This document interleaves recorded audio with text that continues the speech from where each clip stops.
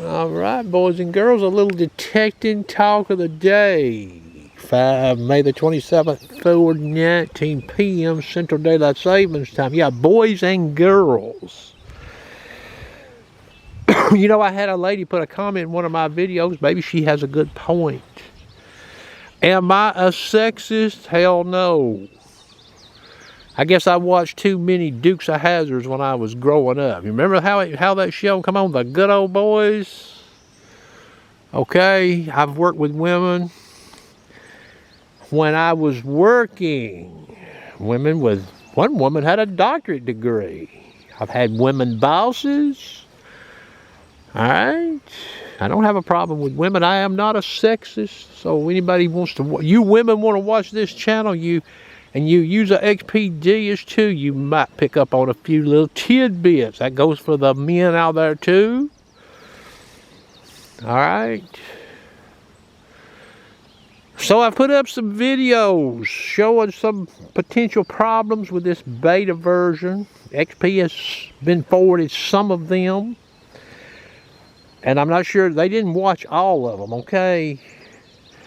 But people, this does apply to the full fast multi-frequency calls, all of them. As far as this public beta version 3.02, 3.03, okay? That's what they are, public beta versions. So I talked about it publicly, but also informed the manufacturer, okay? So you all can go watch those. I put a few videos up showing, you know, when you transition between call saving programs, and I think there may be a default setting that goes on there, meaning if you save a program using the fast multi-frequency, no matter what you save it in, it's going to default per program into the fast multi-frequency call going from the HF2 and vice versa, okay? I'm not 1000% sure of that, but the rest of your data that you save looks like gets saved. You can also title your program. If you're going to be a HF2 call user, you could prefix the title HF2 and then whatever it is, whatever you want to call it. Same goes for FMF. So you get out of your car and you're like, I'm going to use a HF2 call. Well, if you select those programs and you've preset them up and you know, like maybe you've got a relic program, for example, FMF relic or FMF silver slayer, you'll know how it's set up. You won't have to be chasing around in there looking at the frequency and vice versa, going from the other call to the other call. Okay? You have more slots to save programs on that remote than you do that mighty WS6 though. Okay? Now, these videos that I've put up, I've not had any communications with XP on when they get this resolved.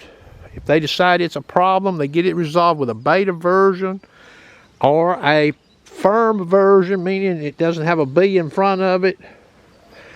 I may go in there and take those videos down.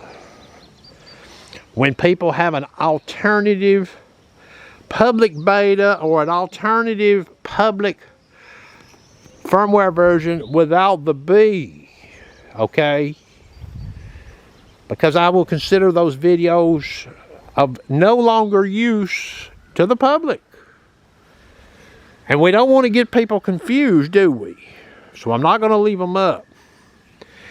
If I do leave one up, I will make sure I put something in the title. I'll go back and edit to suggest this program has been corrected.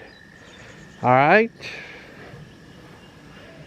My goal is to help the manufacturer and help the users both equally. All right? I am a shakedown person when it comes to metal detectors. And I find a lot of the stuff I find by pure accident, by running it. and not running it on a damn curb strip, okay? I run it on shit I can see. So I know how what to expect from the detector. And if something is misaligned, it light bulb flashes on. All right. So this HF2 coil will become available eventually. I hope it does. The people watching these videos should have a leg up. You be able to hit the ground sweeping that baby more so, huh? And maybe remove some of the doubts and questions you may have in your mind. You know how much time I've spent with that call since I received it? A whole lot. While you all were out detecting, what was sharp? Yeah, I did some detecting, but a lot of what I did was not detecting, okay?